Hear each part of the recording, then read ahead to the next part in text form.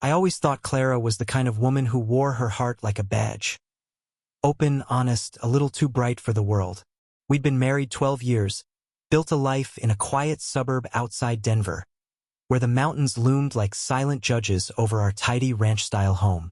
I'm Jacob, a structural engineer, the sort who spends days calculating load-bearing beams and nights sketching ideas for bridges that'll never get built.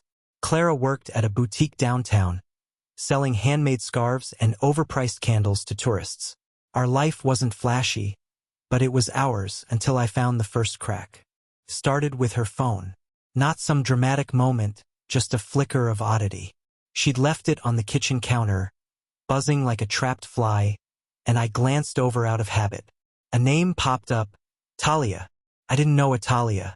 Clara snatched the phone before I could blink, laughing it off, said it was a new hire at the boutique, someone she'd been training. I nodded, sipped my coffee, and let it slide. But that laugh, it wasn't hers. It was too high, too sharp, like a stranger wearing her voice. Days turned into weeks, and Talia became a ghost in our house. Clara's shifts stretched longer, her excuses piling up like unpaid bills. She'd come home smelling of lavender and something muskier, a scent I couldn't place. I'd ask how her day went, and she'd spin tales about chatty customers or a spilled latte, her eyes darting to the side. I'm not a suspicious man by nature. Numbers don't lie, people do. But even I couldn't ignore the math. Her stories didn't add up. Then came the night that broke the dam. I'd finished a project late, drove home under a moonless sky, and saw her car wasn't in the garage. She texted earlier, said she was closing the shop. I called, no answer. I waited, pacing the living room, the clock ticking past midnight. At 1:17 a.m., headlights swept the driveway. She stumbled in, hair mussed, lipstick smudged, claiming she'd been out with coworkers. I asked which ones. She froze, then mumbled something about a bar I'd never heard of. That's when I knew. The woman I'd married was slipping away, and someone else was holding the strings. I didn't confront her that night. Anger simmered, but I'm a planner. Bridges don't stand on impulse. I needed proof, something concrete to pin her lies against. Clara acted normal the next day, brewing coffee, humming some tune I didn't recognize. I watched her move through our kitchen like a guest overstaying her welcome, and every gesture felt rehearsed. I decided to dig. First, I checked her phone bill online. Engineers love patterns, and hers screamed at me. Dozens of calls and texts to a number I didn't know, clustered late at night, sometimes lasting hours. Not the boutique's line, not her friends I'd met. I cross-referenced it with a reverse lookup, registered to Talia Moreau, address in Boulder, 40 minutes away. A quick search pulled up a LinkedIn profile. Talia, 32. A yoga instructor with a sharp jawline and a bio about healing through movement. No boutique connection. My stomach twisted. I drove to Boulder that weekend, told Clara I had a site visit. The address was a sleek condo complex, all glass and steel, the kind of place we'd never afford. I parked across the street, watched. At 3 p.m., Clara's silver hatchback rolled in. She stepped out, sunglasses perched on her head, and disappeared inside. An hour later, a woman, tall, brunette, unmistakably Talia, joined her on the balcony. They leaned close, laughing, hands brushing in a way that wasn't casual. My grip tightened on the steering wheel until my knuckles ached. I stayed 3 hours, snapping photos with my phone. They cooked dinner together, visible through the wide windows, moving like a couple who'd done it 100 times. Clara chopped vegetables. Talia stirred a pot. At one point, Talia slid an arm around Clara's waist, and my wife leaned into it. I drove home in silence, the images burning behind my eyes. This wasn't a fling with some guy from a bar. This was deeper, stranger, a betrayal I hadn't braced for. Talia wasn't just a name. She was a life Clara had built without me. Couldn't sleep that night. The bed felt too big. Clara's sighed cold even when she finally slid in at 2 a.m., muttering about a late inventory shift.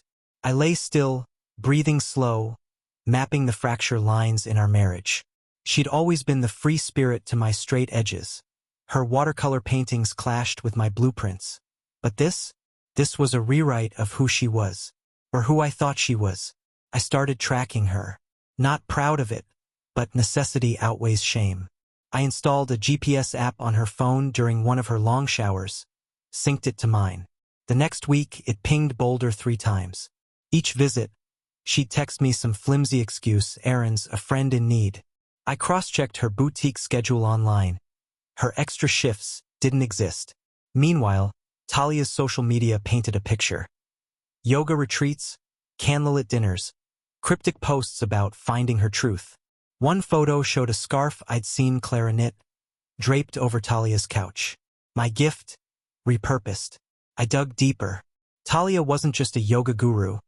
She ran a side gig, a wellness collective, that sounded like a cult for rich hippies.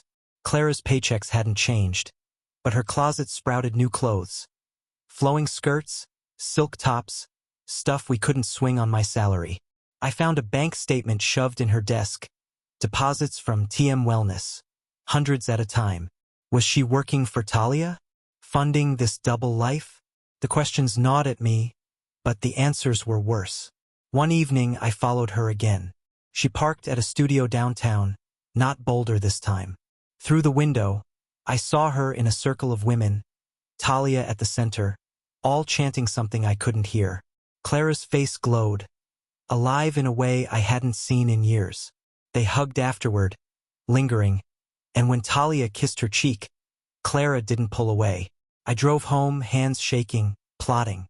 This wasn't just about affection, it was a theft of her soul, and I was the collateral damage. I stopped asking questions she'd dodge. Instead, I built a case brick by brick. Clara's lies grew bolder. She'd vanish for entire weekends, claiming team-building retreats with the boutique crew. I'd call the shop. She wasn't scheduled. Her co-workers, when I pressed, stammered about her new energy. I knew where that energy came from. Talia. I hired a private investigator, a grizzled guy named Ray who smelled like stale cigarettes and regret. Cost me a month's salary, but he delivered. Photos of Clara and Talia at a cabin in the Rockies, arms entwined by a fire pit. Receipts from dinners, spa days, a hotel in Santa Fe. Ray even got audio. Clara's voice, soft and unguarded, telling Talia, "He doesn't see me anymore. You do." That line hit like a sledgehammer.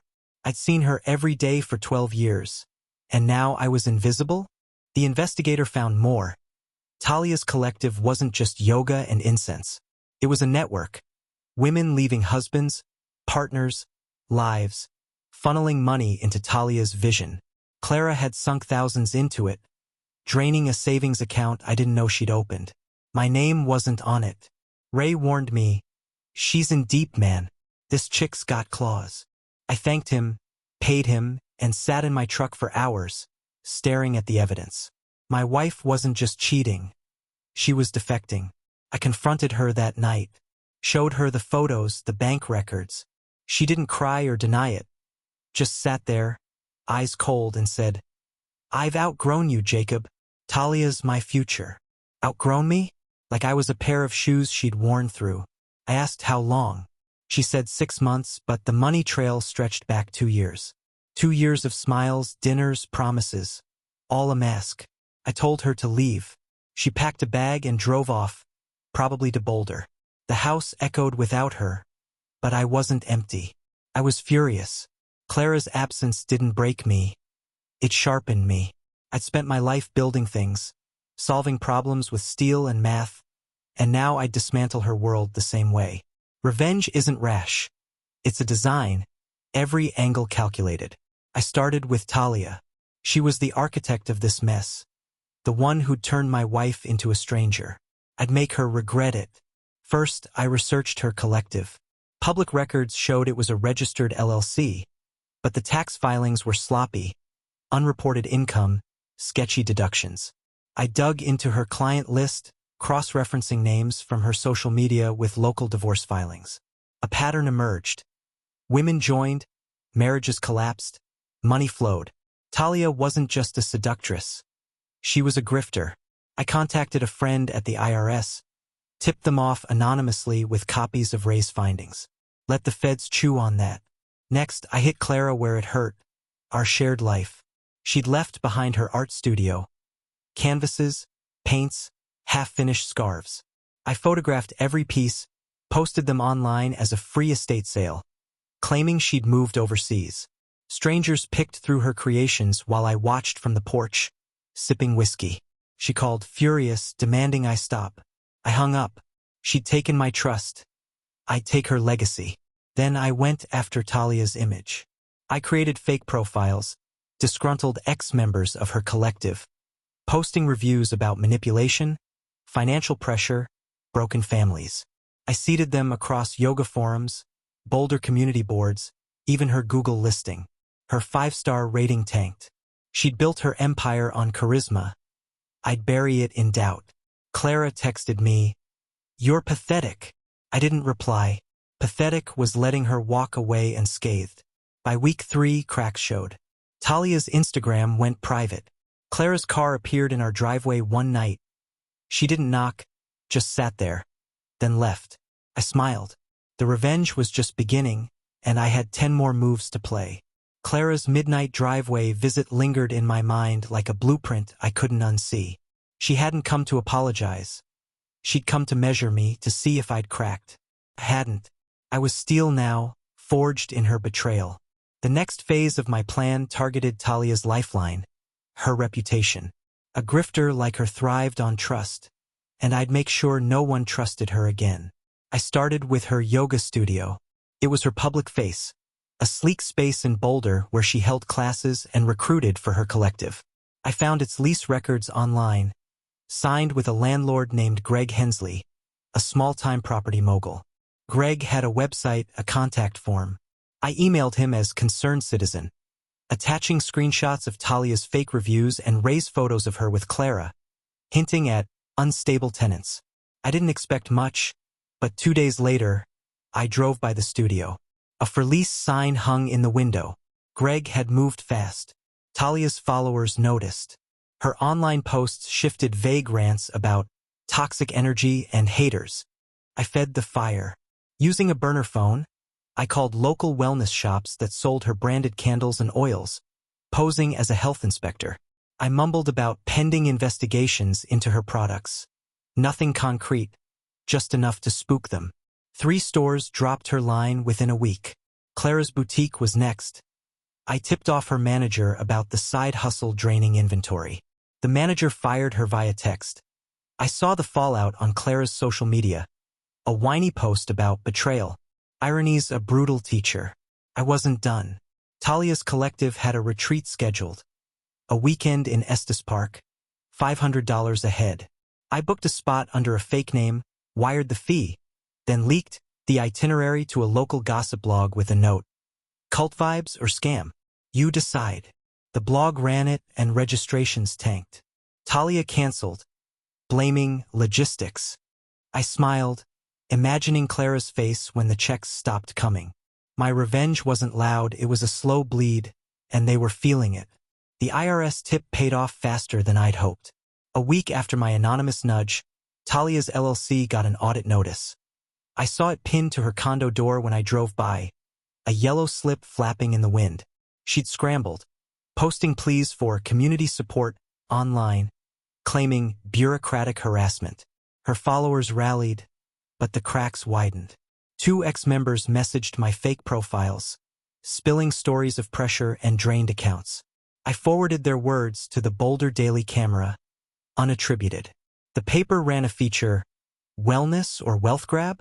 Talia's name was mud. Clara felt it too. She showed up at the house again, banging on the door at dusk. I let her in, wanted to see her squirm. She looked thinner, eyes sunken. Her bohemian glow faded. "You're ruining everything," she hissed, clutching a scarf I hadn't sold off yet. I shrugged, poured myself a coffee, and asked how Talia was holding up. She flinched. First time I'd said the name aloud. "She's stronger than you think," Clara snapped, but her voice shook. I told her to leave. She did, slamming the door so hard a picture frame fell. I upped the ante. Talia's condo was her castle. Time to breach it. I found her HOA's contact info, sent them a packet, Photos of her hosting unsanctioned events. Those collective meetings. Noise complaints I'd fabricated with timestamps. Even a forged letter from a neighbor about strange smells. The HOA fined her, then threatened eviction. She fought back online, calling it a witch hunt. But her polished image was peeling. Clara's texts came next. "Stop this, Jacob. Please." I didn't reply. "Please don't rebuild trust." I watched their world shrink. Talia's classes emptied out. Students spooked by the headlines. Clara pawned jewelry I'd bought her. I saw the listings on a local site. They were scrambling, and I was just getting started. Every move I made was a girder in a bridge to their ruin, and I'd walk it to the end. The next strike was personal. Clara loved her art. It was her escape, her pride, the one thing she'd kept sacred even in our drift. She'd left a portfolio at the house, sketches and paintings she'd planned to exhibit. I didn't burn them, that's too crude. Instead, I digitized every piece, uploaded them to a stock art site under a pseudonym priced at pennies. Within days, her swirling landscapes and abstract faces were slapped on cheap mugs and phone cases across the internet. She'd never sell an original again. She found out fast. Her car screeched into the driveway at dawn, tires spitting gravel. She stormed in. I'd left the door unlocked, screaming about theft, legacy, soul. I sat at the kitchen table, sipping tea, and told her she'd sold her soul first. She lunged for me, nails out, but stopped short, trembling. "You're a monster," she whispered. I said nothing. She left sobbing, and I locked the door behind her. Monster? Maybe. But she'd built me. Talia's turn came next.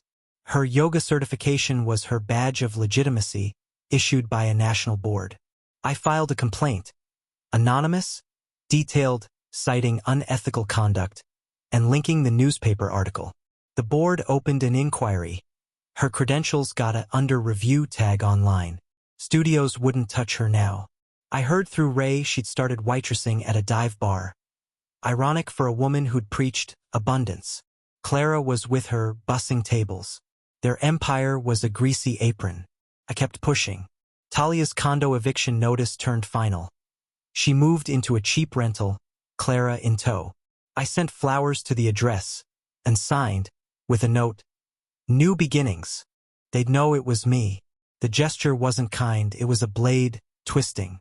Their life was unraveling, thread by thread, and I held the scissors. By now, their desperation was palpable. Talia tried a comeback, a crowdfunding page for a rebirth retreat, promising healing and renewal. She raised a few grand before I flagged it as fraud, attaching Ray's receipts and the IRS audit slip. The platform froze her account. Backers demanded refunds. Clara posted a video defending her, tear-streaked, calling me vindictive. I watched it 10 times, not for guilt, for fuel. Vindictive? She hadn't seen half of it. I shifted to their social circle. Talia's collective had a core group, women who drunk her Kool-Aid. I mailed each one a dossier, photos, bank records, the works, labeled who you're following. Most ghosted her. One sued for a $10,000 investment Talia never repaid. The collective imploded. Clara's friends from the boutique drifted too. Gossip travels fast. They were isolated, a pair of outcasts in a lifeboat I'd punctured. Then I hit their past. Clara had a sister, Marie, in Seattle, estranged but sentimental. I called Marie, played the wounded husband, sent her the evidence. She didn't reply, but Clara's next post was a rant about family betrayal. Marie had cut her off. Talia's parents got a similar package, old-school Catholics. They disowned her in a letter I intercepted from Clara's trash. Roots severed, they had nowhere to turn. I watched them fracture. Clara showed up at the house again, drunk, begging for a truce. I recorded it, her slurring, "I loved you once," and filed it away. She passed out on the lawn.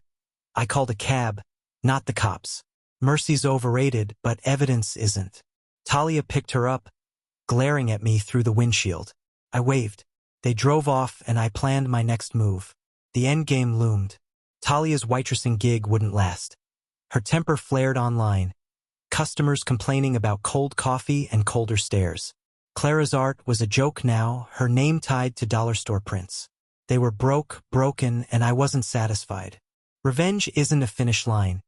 It's a foundation you build on. I bought their rental house. Cash through a shell company, engineers no loopholes too. The landlord didn't care who signed as long as the check cleared. I raised the rent 30%, legal under Colorado law, and gave them 30 days to pay or vacate. They couldn't. Eviction papers hit their door like a gavel. Clara called, screaming I'd gone too far. I said, "You went first," and hung up. They moved into a motel, the kind with flickering neon and stained carpets. I'd pushed them to the edge, and the view was bleak. But I had one card left, the cruelest. I'd saved it, polished it, waited. It was time. The motel was their last stand. A crumbling relic off Highway 36, where dreams go to rot. I drove by once, saw Clara's hatchback parked crookedly. Talia unloading grocery bags under a flickering sign. They were clinging to scraps, and I held the final blade. It wasn't enough to ruin their present. I'd rewrite their past, make it a cage they'd never escape. I'd kept something from Clara's art studio. A journal, buried under her paints. Not sketches, words. Pages of her thoughts starting 2 years back, when Talia first slithered in. She'd written about awakening, about Talia's touch igniting her, about me fading into background noise. It wasn't just betrayal, it was a manifesto, her justification for abandoning us. She detailed every moment. Stolen evenings, whispered promises, plans to shed the old life. My name was a footnote, a hurdle they'd cleared. Reading it hollowed me out, then filled me with purpose. I scanned every page, edited nothing. Her raw, messy truth. Then I mailed copies. Not just to Marie or Talia's parents, to everyone. Her old college friends, her boutique coworkers, our neighbors, even the barista she'd flirted with downtown. Each envelope had a note. This is who she chose to be. I sent one to Talia's ex-clients too, the ones suing her, with a post-it, "Your guru's muse." The journal hit like a flood. Clara's shame, exposed, permanent. She called me 3 days later, voice shredded. "You had no right," she sobbed. I said she'd given up rights when she wrote me off. She hung up, but the damage was done. Social media lit up, her old life recoiling, Talia's too. Their motel room became a bunker, blinds drawn, world shrinking. I'd turned her confession into a weapon, and it cut deeper than I'd imagined. Talia tried to fight back. She posted a video from the motel, grainy, defiant, claiming I'd stalked them, forged the journal. Her eyes were wild, mascara streaked, a far cry from the poised guru she'd been. Clara sat behind her, silent, staring at the floor. The video got 100 views before I reported it as harassment. Attached the eviction notice as proof of my ownership. The platform pulled it. Talia's credibility was ash. I tightened the noose. The motel had a lax owner. I'd met him when I bought the rental, a chain-smoking guy named Vic. I offered him a deal, $5,000 to enforce a no-loitering policy, kick them out for disrupting guests. Vic didn't ask questions, cash talks. 2 days later, Clara and Talia were on the curb, bags scattered, no car. I'd had it towed, unpaid tickets I'd tipped off the city about. They were stranded, and I watched from across the street, engine idling. They moved to a shelter downtown, a last resort for the desperate. I didn't stop. I contacted the shelter's director, posed as a concerned citizen, sent the journal and newspaper clippings. "They're unstable," I wrote. "A risk." The director banned them after a week. Policy against disruptive residents. Clara's texts came then, a flood of pleas. "You've won, Jacob. Let us breathe." I didn't reply. Winning wasn't the point, erasing them was. I tracked their next move. A friend's couch in Longmont. A woman from Talia's old yoga days. I mailed her the journal too. Added a note about Talia's patterns. The friend kicked them out in 48 hours. They had nowhere left, and I had one final play. It wasn't about money or pride anymore. It was about permanence. A scar they'd carry forever. The shelter ban broke them. I heard through Ray they'd started busking. Clara knitting scarves on a street corner. Talia playing a chipped guitar, begging for coins. Passers-by recognized them from the newspaper. Some spat, others laughed. Their fall was public, a spectacle I'd orchestrated. But I wasn't done. The journal had been the spark, this would be the fire. I'd found Talia's old mentor, a yogi named Priya, through her certification records. Priya lived in Santa Fe now, ran a legit studio.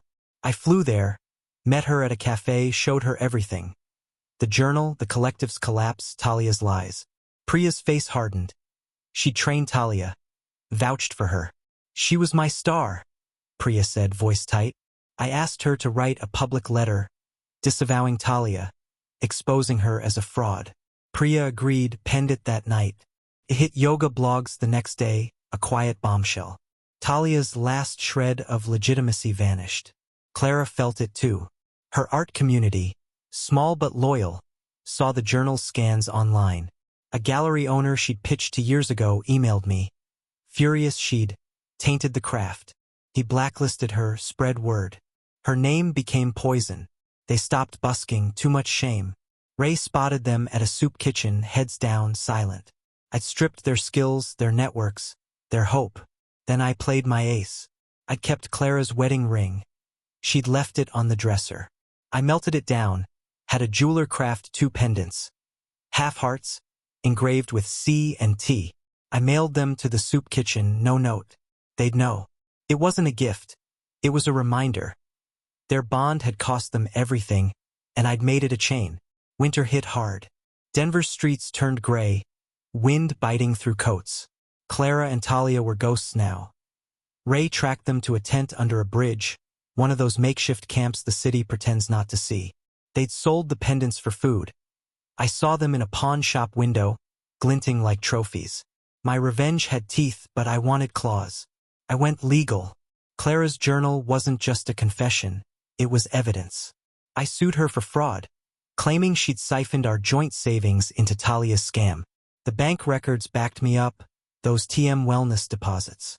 A judge froze her accounts, what little she had left. Talia got hit too. My lawyer looped her in as a co-defendant, citing the collective's shady books. They couldn't afford counsel. A public defender fumbled their case. I won a default judgment, $50,000 each plus court costs. They'd never pay, but the debt would stalk them. Garnished wages, ruined credit, a leash I'd yank forever. I didn't stop there. I donated their tent site's land to a developer friend.